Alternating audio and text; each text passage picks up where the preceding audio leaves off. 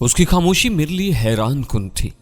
विश्वास सिंह गर्म चादर लपेटे हवेली से बाहर मेरा मुंतजिर नजर आया। हमारे करीब पहुंचने पर उसने बाजू फैला दिए थे। रस्मी अलैक्सलैक के बाद हम उसके हमरा अंदर घुस गए। परितो भाभी भी जागती नजर आई। चंद मिनट की गुफ्तगू के बाद हम आराम को लेट गए। परमा प्रीतो भाभी के साथ लेट गई थी। मैं और विश्वास सिंह दूसरी ख्वाबगाह में सो गए थे। सुबह की नमाज पढ़कर मैं फिर बिस्तर में हो गया था। दोबारा आंख खुली तो विश्वास सिंह गायब नजर आया। ताज़ा दम होकर मैं बाहर आया। तीनों ड्राइंग रूम में बैठे थे। परमा असल हुलिये में थी। यकीनन ज्यादा देर बदसूरत शक्ल उससे बर्दाश्त नहीं हुई थी। मुझे देखते ही विश्वास सिंह बोला, तुम भी थोबड़े से काले उतार लेते, रिश्ता देखने नहीं जा रहा। इत्मीनान भरे अंदाज में कहते हुए मैंने निशिस्त संभाली। प्रीतो भाभी ने पूछा, वीर जी नाश्ता यहीं ले आऊं? मैंने कहा, अगर आप लोगों ने कर लिया है तो मेरा यहीं ले आए। वो इस बात में सर हिलाते हुए उठ गए। मैं विश्वास सिंह से खैरियत पूछने लगा। उसने एजेंसी वालों से मुलाकात का अजमाली हाल क्या सुनाया। उसके खिलाफ मेरी मदद करने का कोई ठोस सबूत मौजूद था, ना मुझसे ताल्लुक की मुनासिब वजह। धर्मू दादा को भी शामिल तफ्तीश किया गया था, मगर उनकी राजपूत दादा से दुश्मनी और पहली बार गलत फहमी की बिना पर मुझसे राब्ता होने के अलावा कोई गलती साबित नहीं हुई थी। राह के बड़े जेर जमीन हल्कों से बिगाड़ पैदा करने के हक में नहीं थे और धर्मू दादा और विश्वास सिंह के ताउन की वजह से एक दो दिन की मेजबानी के बाद उन्हें जाने की इजाजत दे दी गई थी। वैसे भी मैंने उनसे बराह रास्त कोई मदद हासिल नहीं की थी ताकि वो फंस न जाए। इसके बाद मैं इंडिया से खरूज के मसला पर आया। हमारे निकलने के बारे क्या सोचा है? उसने मुंह बनाया, पहुंचे खो नहीं और निकलने की पहले पड़ गई। मैं तंजिया अंदाज में बोला, सरदार जी ਤੁਹਾਨੂੰ ਪ੍ਰੀਤੋ ਭਾਬੀ ਮੁਯੱਸਰ ਹੈ ਤੇ ਤੁਹਾਡਾ ਕਿਸੇ ਹੋਰ ਦੀ ਤਕਲੀਫ ਵੱਲ ਧਿਆਨ नहीं जा रहा। यार बीवियां तो होंदियां ही निरा सरदर्द ने। बीवियां तक बआवाज बुलंद से कहते हुए उसने आखिरी फिक्रा सरगोशी में कह दिया था। परमा खिलखिलाकर हंस दी थी। मैं मुसक्नत से बोला, मगर मुसीबत तो यह है कि इस सर दर्द के बगैर चैनो आराम भी तो नहीं मिलता। यकीन मानो पलवैशे से झगड़े के बाद यहाँ आना पड़ा और कई महीनों से उससे राबता भी नहीं हो पाया। न जाने किस हाल में होगी। परमा एकदम उठकर बावर्ची खाने की तरफ बढ़ गई थी। विश्वास सिंह ने कहा, बेहतर नहीं होगा कि थोड़ा अरसा मजीद यहीं गुजार कर मामले को ठंडा करने की कोशिश करो? मैं नफी में सर हिलाया, बेहतरीन मौका है क्योंकि मैं दुश्मनों को ताना डाल कर आया हूँ। वजात करना पसंद करोगे? विश्वास सिंह ने मामला जानना चाहा। मैंने परमा के ATM कार्ड के इस्तेमाल का उसे बता दिया। यूं हमारा सूरत में होना जाहिर हो रहा था। उसने पुरजोश अंदाज में कहा, अगर एक काम और कर लें तो इन्हें मजीद भटकाया जा सकता है। परितो भाभी ने मेरे सामने नाश्ता रखा, मगर मैं पुरइश्तियाक नजरों से विश्वास सिंह को घूर रहा था। सूरत से स्मगलरों की लाशें वगैरह गैर कानूनी तौर पर पाकिस्तान जाती रहती हैं। अगर हम ये अफवाह फैला दें कि एक नौजवान जोड़ा इस रास्ते पाकिस्तान निकल गया है तो यकीनन वो तुम्हारी उम्मीद करना छोड़ देंगे। कैसा है? तफसील बताते हुए उसने तस्दीक चाही। मैं बेसाख्ता बोला, तुम्हारे सिख होने पर मुश्तबा होने लगा हूँ। उसने मुंह बनाया, यार मैं जानता हूँ तुम कितने पानी में हो। इतने अक्लमंद होते तो 2 शादियां न करते। और मैं कहकर लगाते हुए नाश्ते की तरफ मुतवज्जा हो गया। अगले दिन हम साहिल समंदर पर गए।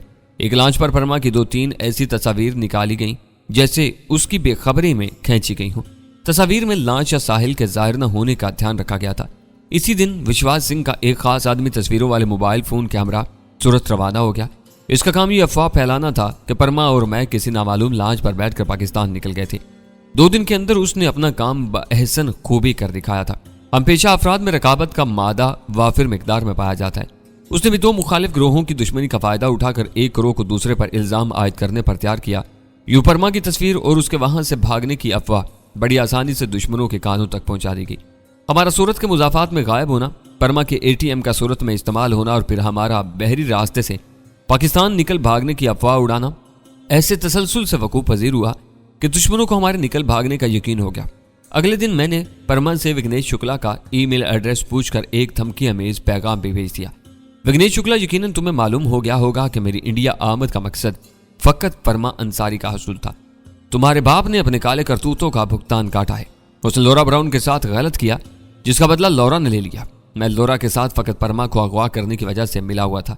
बाकी तुम्हें इसलिए जिंदा छोड़ दिया कि तुम्हारी वो भांजी आड़े आ गई जिसे तुमने कत्ल और बेअस्मत कराने में एड़ी चोटी का जोर लगाया, मगर अल्लाह पाक ने उसे बचा लिया। अब मुझे लगता है हमें अपनी अपनी राहें लेना चाहिए और बेफिक्र रहो। परमा अंसारी को धरिंदर शुक्ला की हराम की दौलत और जायदाद से कोई खर्च नहीं है और ना ही मतलब।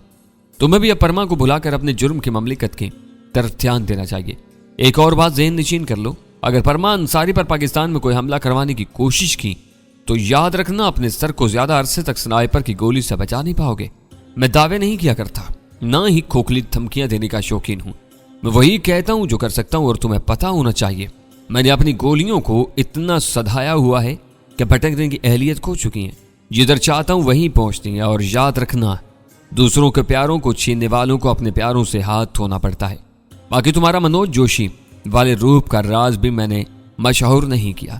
اگر میری دوبارہ انڈیا آمد کی وجہ میں تمہارا ہاتھ ہوا تو وہ ہاتھ رہے گا، نہ ہاتھ والا اور نہ اس پر کوئی رونے والا۔ کم کہے کو زیادہ جانو، خیر اندیش۔ پیغام کا جواب تو کوئی نہیں ملا، نہ مجھے جواب کی ضرورت تھی۔ میرا مقصد ایک تو وگنیش شکلا کو اس کی دولت اور جائیداد کے محفوظ ہونے کی تسلی دینا تھا، دوسرا اسے یہ باور کروانا تھا کہ میں کامیابی سے انڈیا سے نکل چکا ہوں۔ اس مقصد کو وشواس کے حکم پر اس کے آدمی ایک انگریز جوڑے کو اغوا کر کے اس کے خفیہ ٹھکانے پر لے آئے۔ لڑکی گوری تھی جبکہ اس کا ساتھی سیاہ فام تھا۔ اس کے بعد وشواس سنگھ نے نہایت رازداری سے ہمارے شناختی کاغذات بنوانے شروع کر دیے۔ میک اپ کے ماہر کو بلوا کر پرما کا حلیہ انگریز لڑکی کا سا بنایا گیا۔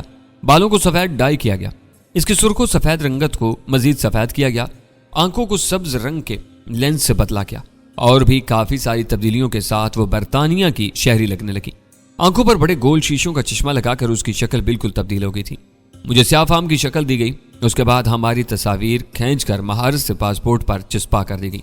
آخر ایک دن پرما اور میں ممبئی کے چترپتی انٹرنیشنل ایئرپورٹ سے اڑان بھر رہے تھے۔ ہماری منزل تھائی لینڈ کا شہر بینکاک تھا۔ جہاز کے اڑنے تک میرے دل میں پہچان لیے جانے کا اندیشہ موجود رہا۔ یقین نہیں آ رہا تھا کہ جہنم سے بخیریت نکل رہا ہوں۔ بینکاک انٹرنیشنل ایئرپورٹ سے صحیح سلامت باہر آتے ہوئے میرے قدم خوشی سے زمین پر نہیں پڑ رہے تھے۔ آگے کی منازل آسان تھی، اس کے باوجود میں نے احتیاط کا دامن ہاتھ سے نہیں چھوڑا تھا۔ جی چاہتا تھا ایک لمحہ ضائع کیے بغیر پلویشا کے پاس پہنچاؤں۔ رات کو اس سے بات کرنے کو دل مچلا، مگر پھر سوچا ایک دم اسے حیران کرنے میں زیادہ مزہ تھا۔ پاکستان واپسی کی مزید تفصیلات قابل ذکر واقعے سے خالی ہیں، اس لیے صرف نظر کر رہا ہوں۔ البتہ پرما وشواس سنگھ کی حویلی میں پہنچنے کے بعد سے ذرا اکھڑی لگ رہی تھی۔ محسوس کرنے کے باوجود میں نے اس سے استفسار کرنا مناسب نہیں سمجھا تھا کہ سیانے کہتے ہیں جس گاؤں نہ جانا ہو اس کا پتہ دریافت کرنا بیوقوفی ہوتی ہے۔ تیسرے دن کراچی ایئرپورٹ پر اترتے ہوئے دل خوشی سے بھر گیا تھا۔ سچ کہتے ہیں وطن کی ہواؤں کا نعم البدل جنت الفردوس کے علاوہ کوئی نہیں ہو سکتا۔ پاکستان کیا ہے اس کی قدر تب آتی ہے جب ہم پاکستان سے باہر ہوتے ہیں۔ دل کی وہ حالت تھی کہ گویا رہیں گمنام تو بس تجھ سے ہی منسوب رہیں، جانے جائیں تو تیرے نام سے جانے جائیں۔ ایئرپورٹ سے باہر نکل کر سب سے پہلے میں نے مارکیٹ جا کر اپنے اور پرما کے لیے نئے کپڑے خریدے اور ایک ہوٹل میں کمرہ لے کر میک اپ کو خیر بات کہا اور اصل حلیہ اپنا لیا۔ اور اب پہچانے جانے کا خوف و ڈر ہمارے دلوں سے رخصت ہو گیا تھا۔ نئے کپڑے پہن کر پرتکلف کھانا کھایا اور ہوٹل سے نکل آئے۔ بس اڈے پہنچے تو راولپنڈی جانے والی بس سے جانے کو تیار تھی۔ ٹکٹ لے کر اندر گھس گئے۔ پرما کراچی، راولپنڈی، اسلام آباد، لاہور، فیصل آباد، پشاور، کوئٹہ وغیرہ کے بارے میں سرسری جانتی تھی۔ میں نے بھی راستے میں اسے پاکستان کے محل وقوع کے بارے میں اچھی خاصی معلومات دی تھی۔ اس نے میرے علاقے کے بارے میں بھی دریافت کیا تھا اور میں نے اسے تلا گنگ کے بارے میں تفصیلات سے آگاہ کر دیا تھا۔ بس چلنے کی تھوڑی دیر بعد ہی ڈرائیور نے LED پر انڈین فلم چلا دی تھی، لیکن مجھے فلم دیکھنے کے بجائے تصور کی آنکھوں سے پلویشا کا ممکنہ رد عمل دیکھنے میں زیادہ دلچسپی تھی۔ البتہ پرما کے بولنے پر اس کی طرف متوجہ ہونا پڑا۔ اگر ہم پہلے آپ کے گھر جانا چاہیں؟ میں نے حیران ہوتے پوچھا۔ مذائقہ کوئی نہیں، البتہ وجہ میری سمجھ سے باہر ہے۔ اس نے دھماکہ کیا، ہم پلویشا کو دیکھنا چاہتے ہیں، اپنے گھر جا کر ہماری دعوت کرنا، دونوں بیویوں کے ہمراہ پہنچاؤں کا مہنسا، بلکہ آپ نے مجھے کوئی خصوصی انعام دینے کا بھی وعدہ کیا تھا۔ تب ہمیں معلوم نہ تھا کہ آپ شادی شدہ ہیں۔ دھیرے سے کہتے ہوئے کھڑکی سے باہر دوڑتے مناظر کو گھورنے لگی۔ میں متعجب ہوا کیوں شادی شدہ بندہ انعام کا حقدار نہیں ہوتا۔ شیشے سے نظریں ہٹا کر اس نے مجھے گھورا۔ سچ میں پلویشا نام کی کوئی ایسی لڑکی ہے جسے آپ بہت محبت کرتے ہیں؟ میں نے الجھن میں لہجے میں پوچھا۔ ہاں، پلویشا کا وجود ایسا ہی یقینی ہے جیسے میں آپ کے سامنے بیٹھا ہوں۔ البتہ آپ کے استفسار نے مجھے ششدر کر دیا ہے اور میری سمجھ میں نہیں آ رہا کہ مجھے ایسا جھوٹ بولنے کی ضرورت کیوں پیش آئے گی۔ ہمیں صرف یہ جاننا ہے کہ اگر ہمارے درمیان طبقاتی فرق موجود نہ ہوتا تب بھی پلویشا نام کی کسی لڑکی کا ذکر کرنے کی ضرورت پڑتی۔ میں متبسم ہوا۔ ہم پہلے میرے گھر جائیں گے اور انصاری صاحب کو بھی وہیں بلوائیں گے تاکہ آگے آپ کو خود ہی لے جائیں۔ لمحہ بھر مجھے گھورنے کے بعد اس نے گہرا سانس لیا اور سیٹ کی پشت پر سر ٹیک دیا۔ ہم اگلے دن دوپہر ڈھلے تلا گنگ اترے۔ گھر تک میں نے ٹیکسی کروا لی تھی۔ گھر کے دروازے پر اتر کر میں نے سرشاری بھرا گہرا سانس کھینچا۔ سفری بیگ کو کندھے پر درست کر کے دروازے کو دھکیلتا ہوا اندر داخل ہو گیا۔ تمام ہی لوگ صحن میں بیٹھے ہوئے تھے۔ عبداللہ امی جان کی گود میں تھا۔ پرما بغیر چھت کے باورچی خانے میں گھسی ہانڈی بنا رہی تھی، جبکہ عدیل اور پلویشے ان سے ذرا ہٹ کر بیٹھے تھے۔ वो अदील को पढ़ा रही थी। दरवाजे की खड़खड़ाहट सुनते ही तमाम इस तरह मुतवज्जा हुए। यूं बगैर दस्तक कोई अपना ही घर में दाखिल होने की जुर्रत कर सकता है। मुझ पर नजर पड़ते ही पहला नारा अदील ने बुलंद किया था, लाला जान आ गए। वो चारपाई से उतर कर भाग पड़ा था। मेरी बेताब नजरें तमाम से लाताल्लुक पलवैशे की तरफ मुतवज्जा थी। वो सुराग से अपने कमरे की तरफ भागी थी। बाकियों ने उस पर ध्यान दिए बगैर मुझे घेर लिया था। पुप्पो जान और अम्मी जान से प्यार लेकर मैं अब्बू जान की शफकत भरी बाहों में समा गया। रोमा होंठों पर खूबसूरत मुस्कुराहट बखेरे खड़ी थी। उसने मुसाफा करने पर अक्तिफा किया था। जज्बाती मिलाप के बाद उन्होंने परमा को घेर लिया था। मैं परमा के बारे सरसरी तफसील बताने लगा। अलबत्ता मेरे दिलो दिमाग पलवैशा के रवैये को सुलझा रहे थे और निगाहें बार बार ख्वाबगाह के दरवाजे की तरफ उठ रही थी। इसका यूं भाग जाना न जाने नाराजी पर मबनी था या कोई और वजह थी। मुझे तो उम्मीद थी कि उसकी खफकी अब तक खत्म हो चुकी होगी। अम्मी जान, फुप्पो जान और अब्बू जान परमा का हाल अवाल पूछने लगे। तभी अम्मी जान की गोद से उठाकर रोमा ने अब्दुल्ला मुझे पकड़ाया और मेरे कान के साथ मुंह लगाकर शौकी भर लहजा बोली, आपकी वापसी के लिए नवाफिल की मन्नत मानी थी मोहतरमा ने, वही पढ़ने भागी है। बाकियों को परमा के साथ मसरूफ देखकर मैंने अब्दुल्ला के गाल चूमते हुए रोमा से पूछा, मुझे याद करती थी? सिर्फ 1 महीना आकर दिखाई थी मोहतरमा ने। इसके बाद पछतावे की इब्तिदा हुई, फिर भां शुरू हो गई, फिर मनाजातों का आगाज हुआ, फिर मनतों का नंबर आया, फिर नवाफिल का जोर हुआ और आजकल सदके खैरात की बारी है। और अल्लाह पाक का शुक्र है अब झूठा अजनबी तशरीफ ले आया है। आखिरी अल्फाज उसने नाज भरे अंदाज में कहे थे, इससे मिल लूं। बेसब्र दिल के सामने हथियार डालते हुए मैंने रोमा से मशवरा मांगा। मैं तो मशवरा दूंगी, अब रूठने की बारी आपकी है। मैं चारपाई छोड़कर थोड़ा एक जानिब हुआ और तबे लहजा में बोला, फिर जाओ उसे बता दो कि मैं तीसरी भी ले आया हूं। रोमा ने कहका लगाया, छोटे अजनबी क्यों बेचारे मेहमान का ड्रामा बनवाते हो? मैंने भी बेसाख्ता कहका बुलंद किया। इसी वक्त परमा ने गहरी नजरों से हमारी तरफ देखा और फिर फूफो की तरफ मुतवज्जा हो गई। मैंने दिल के वावेले पर हथियार फेंकते हुए कहा, यार सच कहूं तो गलती मेरी थी, इसलिए मेरा ही जाना बनता है। ठीक है जाएं। अब्दुल्ला को लेते हुए उसने खुश दिली से सर हिलाया। वो सिर्फ चेहरे ही की नहीं दिल की भी बहुत खूबसूरत थी। कश्मीर जन्नत नज़ीर की बासी वसी ज़र्फ की मालिक थी। मैं धड़कते दिल के साथ पलवैशी की ख्वाबगाह की तरफ बढ़ गया। दरवाजे के पट बंद थे। दिमाग में अंदेशा खटका कि शायद दरवाज़ा अंदर से कुंडी हो, मगर हल्का सा धक्का देने पर पट खुल गया था। मैंने फौरन अंदर घुसकर दरवाज़ा बंद कर दिया। वो मुसल्ले पर बैठी थीं, दोनों हाथ दुआ को बुलंद थे, जिस्म होले होले लर्ज रहा था जैसे रो रही हो। मैं धीरे धीरे चलता हुआ करीब पहुंचा और फिर बेतकल्लुफ जमीन पर लेटकर उसकी गोद में सरक दिया। उसकी आंखें बंद थीं, मोहना चेहरा दुपट्टे में यूं दमक रहा था जैसे 14वीं का चांद बदलियों में गिरा हो। होठ मुसलसल हिलकर बावर करवा रहे थे कि वो खलूस दिल से अपने माबूद की बारगाह में शुक्रगुजारी के कलमात अदा कर रही है। मैं अपनी आंखों को अयाशी करवाने लगा। उसकी गोद में सर रखना वो ताबीर थी जिसके सपनों ने इंडिया के साहूबत खाने में भी पीछा नहीं छोड़ा था। फिर उसके दुआ को उठे हुए हाथ चेहरे पर फिरते हुए नीचे आए। मेरे बालों में कंघी करते हुए वो कराने के अंदाज में बोली, राजू, और उसकी सिसकियां बन गई, प्लीज माफ कर दो। उसके हाथों को लबों से लगाते हुए मैं मुल्तजई हुआ। वो कराते हुए बोली, इतनी देर भी लगाई जाती है, कैसे लौटता? तुमने दुदकार जो दिया था भूल गए? क्या कहा था? मगर कह भी दूं चले जाओ, तुम मेरा एतबार मत करना। और तलाक जो मांगी थी तो जो बकवास करूंगी यकीन कर लेंगे। मैंने बेबसी भरल लहजे में हकीकत उगली। जितना मुश्किल और दुश्वार यह मिशन लगा, कभी कोई मिशन नहीं लगा। जानती हूँ, गुलगैर लहजे में कहती हूँ, उसके होंठ मुझे माजी के खुशगवार औकात की याद दिलाने लगे। उसकी वारस्तगी का जवाब देते हुए मैंने चाहत से पूछा, क्या मुझे माफ़ी मिल गई है? वो महजूब हुई, थंग न किया करे, जाने कब से जान सूली पर अटकी थी। और सच पूछे तो मैंने सरदार भाई की मिन्नत की थी कि मुझे इंडिया भेज दे ताकि अपने राजू की मदद को पहुंच सकूं, मगर वो माने नहीं। मैं इत्मीनान भरा सांस लेते हुए बोला, शुक्र है अल्लाह का, सरदार ने कोई काम तो अकल का किया है, पर न बैद न था कि खान साहब बहन को साथ लेकर इंडिया पहुंचाते। उसे मुंह बसोरा, आपको मेरी तकलीफ का अंदाजा नहीं है ना, इसलिए ऐसा कह रहे हैं। मैं बरजस्ता बोला, अपनी तकलीफ का तो है ना। अचानक दरवाजे पर दस्तक हुई। मैंने उस रात से उसकी गोद से सर उठाया और उछल कर चारपाई पर बैठते हुए कहा, जाए। दरवाजे को धकेलते हुए रोमा परमा के हमरा अंदर आ गई। पलवैशा को गहरी नजरों से देखते हुए परमा मुझे मुखातिब हुई, पापा को कॉल कर दी है? कर लेता हूँ। इसे कहकर मैं पलवैशा की तरफ मुतवज्जा हुआ जो जाय नमाज को तह करके अजीब सी नजरों से परमा को घूरने लगी थी। पलवैशा, इनसे मिलो, राजकुमारी परमा अंसारी, इन्हीं को इंडिया चलाने गया था। कैसी हैं आप? पलवैशा ने जबरदस्ती की मुस्कुराहट होंठों पर बखेरते हुए उससे मुसाफा किया। हम ठीक हैं, उसे सर्दमहरी से जवाब देकर वो मेरी तरफ मुतवज्जा हुई। राजा, हम यहाँ नहीं रुक सकते, आप पापा को कॉल करें या फिर चलते हैं। राजू, जल्दी कॉल करें। मुझे तंबीही नजरों से घूरते हुए पलवैशा बाहर निकल गई। मैंने रोमा को झिड़का, मेहमान से चाहे पानी ही पूछ लेते हैं। روما شوخی سے بولی, مہمان نے چائے پی لی ہے جناب, اب آپ کے فیصلے کا انتظار ہے کہ راجکماری کے پاپا کو یہاں بلوائیں گے یا انہیں گھر پہنچائیں گے, کیونکہ مہمان آپ کے غریب خانے پر رکنے پر آمادہ نہیں ہے. میں نے اس بات میں سر ہلاتے ہوئے کہا, ابو جان سے موبائل لے آؤ, کیونکہ پلپیشا مجھے گھر سے جانے کی اجازت کبھی نہ دیتی, نہ ہی مجھے یہ گوارا تھا. روما جی اچھا کہتے ہوئے باہر نکل گئی. بیٹھے. میں نے پرما کو بیٹھنے کی دعوت دی. بے نیازی ظاہر کرتے اس نے کرسی سنبھالی اور خوابگاہ کا جائزہ لینے لگی.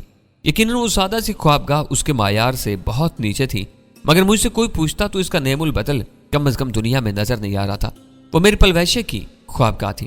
وہاں کی ہر شے میں پلویشے کے وجود کی مہک رچی ہوئی تھی. یہ دیواریں پلویشے کے کہکوں کی آمین تھی. وہ بیڈ اور فرنیچر پلویشے کے ہمراہی تھے. پورے ماحول پر اس کی گنگناہٹ قابض تھی. پھر اس دنیا کے ساز و سامان سے آراستہ کوئی خوابگاہ بڑھ کر کیسے ہو سکتی تھی؟ البتہ یہ بات میں پرما کو نہیں سمجھا سکتا تھا. پرما کو بے روحی پر آمادہ پا کر میں نے بھی مخاطب کرنے کی کوشش نہیں کی تھی. میری نظر تپائی پر رکھی اپنی فریم کی ہوئی تصویر پر پڑی, جو پہلے وہاں نہیں ہوتی تھی. روما موبائل فون لے کر لوٹی. میں نے یادداشت کھنگال کر انصاری صاحب کا نمبر برآمد کیا اور مطلوبہ بٹن دبا کر موبائل فون کان سے لگا لیا. یقیناً انصاری صاحب کے لیے وہ انجان نمبر تھا, تبھی کال وصول نہیں کر رہے تھے. میں نے بھی ہمت نہ ہاری, تیسری کال انہیں وصول کرنی پڑی. السلام علیکم سر. وعلیکم السلام جی. یقیناً انہوں نے مجھے نہیں پہچانا تھا. میں نے تعارف کروایا, راجہ ذیشان حیدر بات کر رہا ہوں سر. کیا؟ وہ حیران رہ گئے تھے. تم سچ میں؟ میں کتھا کلامی کرتے ہوئے بولا, جی سر, میں سچ مچ وہی راجہ ہوں جو انصاری صاحب کی پری کو لینے گیا تھا, اور اب راجکماری غریب خانے پر موجود ہے, اور اس کا حکم ہے کہ یہاں سے آگے وہ اپنے پاپا کے ہمراہ جائے گی. تبھی آپ کو دعوت دینے کی ہمت جتا رہا ہوں کہ شام کا کھانا غریب خانے پر تناول فرمائیں. وہ پرجوش لہجے میں بولے, میں ابھی آ رہا ہوں, بس کمرے سے نکل آیا ہوں, اپنا پتہ بتاؤ اور میرے ڈرائیور کا کھانا بھی تیار کرا لینا, کیونکہ شاید میں گاڑی صحیح طریقے سے نہ چلا پاؤں.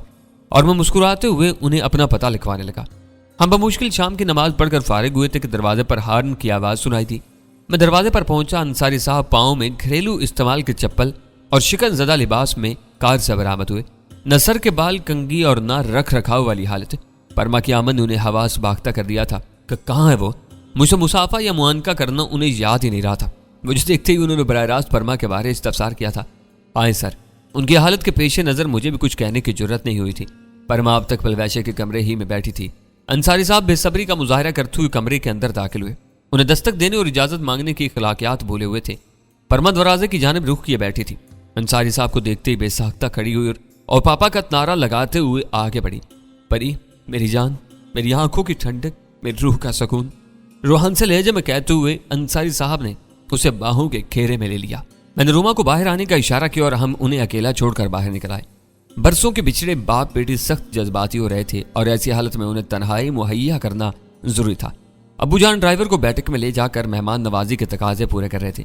میں روما کو کھانے وغیرہ لگانے کا کہا اور خود کمرے کے باہر ہی ٹھہر گیا. انصاری صاحب آدھے گھنٹے بعد باہر نکلے تھے. پرما ان کے ہمراہ تھی. اس مرتبہ جھپٹ کر وہ مجھے ملے. شکریہ تو خیر نہیں کہوں گا, اور بالکل نہیں کہوں گا. مجھے باہوں کے گھیرے میں بھیجتے ہوئے ورفتگی سے بولے تھے. میں مسکرایا, سر ضرورت بھی نہیں ہے شکریہ کی, بس پریوش خفا ہے, اس سے معافی دلوا دینا کافی رہے گا. وہ کھلکھلا کر ہنسے. ارے واہ, میں سوچ رہا تھا کہ اپنی گڑیا کا نام کیا رکھوں گا. پریوش تو بالکل جچتا ہے میری پری کے ساتھ. پرما جلدی سے بولی, پاپا ہمیں اس کا رکھا ہوا نام نہیں قبول. انصاری صاحب نے پوچھا, پاپا کی جان, اس جوان نے کیا بدتمیزی کی تاکہ ابھی ابھی ہم اسے سزا دے سکیں, ہمیں بتاؤ. پرما نے منہ بسورا, خود اسی سے پوچھ لیں پاپا. تو ٹھیک ہے مسٹر ذیشان حیدر, تم 2 مہینوں کے لیے نوکری سے معطل کیے جاتے ہو. یہ عرصہ تم گھر میں نظر بند رہو گے. باقاعدہ احکام تمہیں یونٹ کمانڈنگ آفیسر سناتے کا. ٹھیک ہے سر. ایڈیا ملا کر میں نے مودبانہ لہجے میں کہا. پلویشا کسی کونے سے برآمد ہوئی اور گہری سنجیدگی سے بولی, سر بہتر ہوگا اس کا پکا کورٹ مارشل کرتے. پلویشا کے سر پر ہاتھ رکھتے ہوئے انصاری صاحب نے اندازہ ظاہر کیا, یقیناً میری بیٹی ذیشان کی دلہن ہوگی. پلویشا سعادت مندی سے بولی, جی چچا جان, اور میں مذاق نہیں کر رہی, سچ میں درخواست کر رہی ہوں. انہوں نے نفی میں سر ہلایا, بیٹی یہ ایک ریٹائرڈ برگیڈیئر کے اختیارات سے باہر ہے. تھوڑی دیر بعد ہم دسترخواں پر بیٹھے تھے. پلویشا نے پرما کو اپنے ساتھ چلنے کا کہا, کیونکہ مہمانوں کی آمد پر ہمارے ہاں عورتیں اور مرد علیحدہ علیحدہ کھانا کھاتے ہیں. مگر نہ تو پرما جانے پر تیار ہوئی اور نہ انصاری صاحب اسے علیحدہ بھیجنے پر راضی تھے. کھانے کے دوران ہی میں نے انہیں ڈینو کی موت کے بارے میں آگاہ کیا.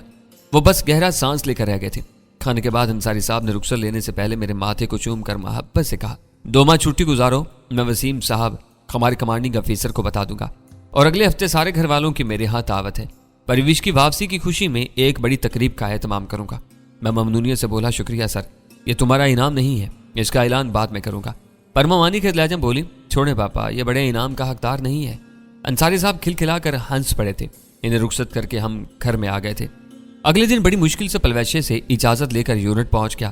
تکمیل مشن اور ڈینو کی شہادت کے بارے تفصیلات اور رپورٹ جمع کروائی۔ کمانڈنگ آفیسر سے ملاقات کی اور باقی بچھڑے دوستوں سے گپ شپ ہوئی۔ بلا شبہ یونٹ بھی گھر کی طرح ہی ہوتی ہے، اور ایک فوجی کا تو زیادہ عرصہ گھر کے بجائے یونٹ ہی میں گزرتا ہے۔ تصور صاحب شفقت سے ملے۔ اب وہ لیفٹیننٹ کا اعزازی رینک لگائے ہوئے تھے۔ انہوں نے کوریت کر مشن کی تفصیلات پوچھی تھی۔ دن کیسے گزرا معلوم ہی نہیں ہوا۔ بڑی مشکل سے بعد از نماز عشاء جان چھوٹی اور میں نے کار گھر کی طرف بھگا دی۔ حسب توقع پلویشا کی آنکھیں ماتھے پر لگی تھی۔ بقیہ شب اسے مناتے ہی گزر گئی۔ گھر واپسی پر مشن کے سخت اور مشکل دن ایک تلخ سپنے کے علاوہ کچھ نہیں نظر آتے تھے۔ کہاں زندگی اور موت کی کشمکش میں مبتلا شب و روز، اور کہاں روما اور پلویشا کے دل بہار مائیت۔ وقت گزرنے کا پتہ ہی نہیں چل رہا تھا۔ انصاری صاحب کے ہاں تقریب میں اکیلا ہی گیا تھا۔ دوران تقریب پرویش نے مجھے نظر انداز کیے رکھا۔ یوں بھی راجکماری کہلوانے والی اتنے سینئر افیسر کی بیٹی کا ایک سپاہی سے کیا واسطہ؟ البتہ انصاری صاحب نے مجھے مکمل پروٹوکول دیا تھا، یوں جیسے میں بہت کوئی اہم شخصیت ہوں۔ ہر مہمان سے میرا خصوصی تعارف کروایا گیا اور مجھے یوں ساتھ لپٹائے پھرتے رہے گویا ان کا بیٹا ہوں۔ تقریب کے اختتام پر انہوں نے مجھے بااصرار شب بصری کو روک لیا تھا۔ رات گئے تک ہم گپے ہانکتے رہے۔ میں نے سارے واقعات تفصیل سے بتائے۔ گوپری بھی انہیں بتا چکی تھی، مگر وہ پورے واقعات سے واقف نہیں تھی۔ ہماری گپوں کے دوران پری بھی پاس ہی بیٹھی رہی، البتہ وہ مجھے مخاطب کرنے کی کوشش نہیں کر رہی تھی، نہ ہی ہماری گفتگو میں مخل ہوئی۔ بس موبائل فون کی اسکرین کی طرف متوجہ ہو کر انگلیاں چلاتی رہی۔ انصاری صاحب نے خطیر رقم کا چیک مجھے پکڑوایا تھا اور میرے انکار پر سخت ناراضی ظاہر کی۔ مجبوراً مجھے چیک لینا پڑا۔ کہنے لگے ڈینو کے گھر والوں کو اس سے دگنی رقم کا چیک بھجوا دیا ہے۔ میں دل میں سوچ کر رہ گیا تھا، وہ رقم ڈینو کی جان کی قیمت نہیں ہو سکتی تھی، مگر انصاری صاحب کے بس میں تو ڈینو کے گھر والوں کی دلجوئی اور مالی امدادی تھی جسے انہوں نے لاغرضی نہیں برتی تھی۔ ہم نے چند لمحے ڈینو کے بارے گفتگو کی۔ اس دوران ان کی بیوی شہناز بیگم کافی بنوا کر لے آئی تھی۔ یہ وہی ڈرائنگ روم تھا جہاں چند ماہ پہلے انصاری صاحب اپنی بیٹی کو یاد کر کے آنسو بہا رہے تھے، اور آج اللہ پاک کے فضل و کرم سے جان سے پیاری بیٹی ان کے پہلو میں بیٹھی تھی، جس کے لیے سبب اللہ پاک نے مجھے بنایا تھا۔ تبھی وہ اتنی محبت اور شفقت سے پیش آ رہے تھے۔ دوران گفتگو کہنے لگے، بیٹا جانتے ہو پریوش کو انڈیا سے لانے اور شکلا کے وجود سے دھرتی کو نجات دلانے سے بھی بڑا کارنامہ پریوش کی غلط فہمی دور کرنا تھا۔ اس بارے تمہاری جتنی تعریف کروں کم ہے۔ راجپوت کی گفتگو کو ریکارڈ کرنے کا منصوبہ تمہارے ذہانت اور سمجھداری کو ظاہر کرتا ہے، اور پھر جس طرح تم نے پری کو سنبھالا، اس کی جان بچائی، خیال رکھا، بلا شک و شبہ یہ شکریہ یا انعام سے بہت بڑھ کر تھا۔ میں اور میری پری ہمیشہ تمہارے مقروض رہیں گے۔ مہنسا سر اس نے وعدہ کیا تھا کہ پاکستان جا کر مجھے منہ مانگا انعام دے گی، مگر یہاں آتے ہی سارے وعدے یوں بھلا دیے جیسے سیاستدانوں کو الیکشن کے بعد کچھ یاد نہیں رہتا۔ انصاری صاحب نے بلند و بانگ کہہ لگایا، اس کے بارے میں تو کچھ نہیں کہہ سکتا۔ وہ برہمی سے بولی، پاپا اس نے وہاں ہم سے کئی بار بدتمیزی کی تھی، ہمارا مذاق اڑایا، پیدل چلایا، سردی و بارش میں سخت زمین پر لٹایا، ہم رات بھر بخار میں تڑپتے رہے، اور اس کے کان پر جوں بھی نہ رینگی، پوری رات پہاڑوں میں گھسیٹا، کئی مرتبہ ڈانٹا، توہین و تنقید کی، ڈرایا، جھڑکا، تانے دیے۔ آپ ہی بتائیں ایسا شخص انعام کا حقدار ہو سکتا ہے؟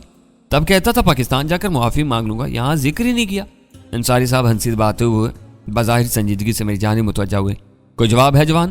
سر یہ سارے واقعات حالات کی وجہ سے پیش آئے، مگر خود سوار ہوتا اور اسے پیدل چلاتا تب تو بات تھی، میں بھی تو اس کے ہمراہ پیدل ہی بھاگتا رہا۔ باقی عبد الخالق نے ہمیں چند دن پناہ دی، اس کی بیٹی کو تو اپنا ہیرے کا لاکٹ تحفے میں دے دیا، مگر مجھ سے اتنا خرچہ کروانے کے باوجود جھوٹے منہ بھی نہ پوچھا۔ اور رہی معافی کی بات، تو پہلے ہی دن آپ سے درخواست کی تھی کہ مجھے پری بھی سے معافی دلوا دیں۔ انصاری صاحب نے میری سفارش کی، ویسے مجبوریاں اور حالات بھی دیکھے جاتے ہیں، اس لیے معاف کر دو، بیچارے نے اتنی کوشش اور محنت کر کے تمہیں بھارت سے نکالا ہے۔ وہ سنجیدگی سے بولی، پاپا کسی کو معاف کرنا دشوار ہو جاتا ہے، بس آپ انہیں منع کر دیں کہ آئندہ ہمارے گھر نہ آیا کریں، کیونکہ ہمارے درمیان موجودہ طبقاتی فرق ہمیں بے تکلف ہونے کی اجازت نہیں دیتا۔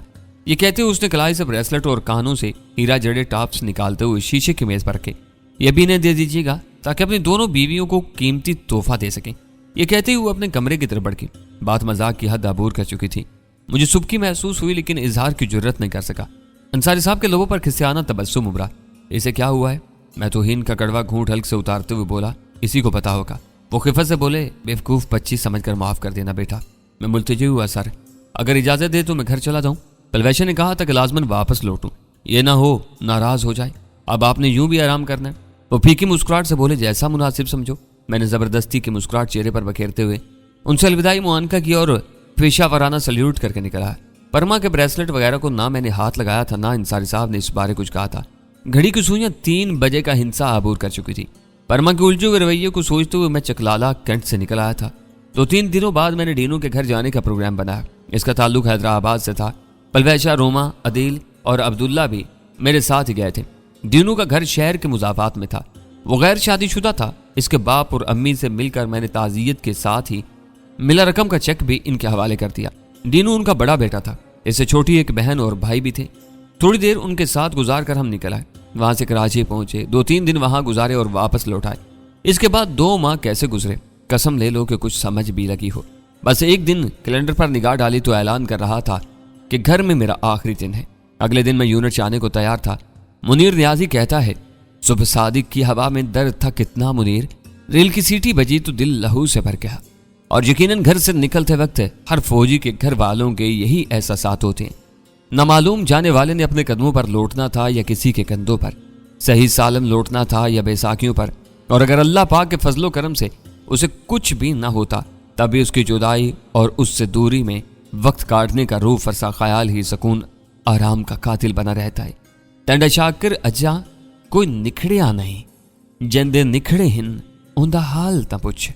اور پاک آرمی کے کام میں کیڑے نکالنے والوں کو میرا یہ پیغام ہے، جی میں عمر نبی ہے شاکر دی، 1 منٹ نبھا پتہ لگ ویسی۔ تلگنگ بس اڈے تک پلویشا، روما، عدیل اور عبداللہ مجھے چھوڑنے آئے تھے۔ پلویشا راولپنڈی تک ساتھ چلنے پر بضد تھی، لیکن میں نے انکار کر دیا تھا۔ بس چلنے تک وہ کھڑی رہی۔ بس اڈے سے نکلی اور میں سیٹ سے سر ٹکا کر آگے کا سوچنے لگا۔ دوران سروس ایک سنائپر کو آرام و سکون کے لمحات کم ہی نصیب ہوتے ہیں۔ ایک مشن کی تکمیل کا مقصد ہرگز یہ نہیں کہ آگے راوی چین اور سکون لکھے گا۔ ہماری کہانی کا اختتام روایتی کہانیوں کی طرح وہنسی خوشی رہنے لگے کہ خوش کن فکرے پر نہیں ہو سکتا۔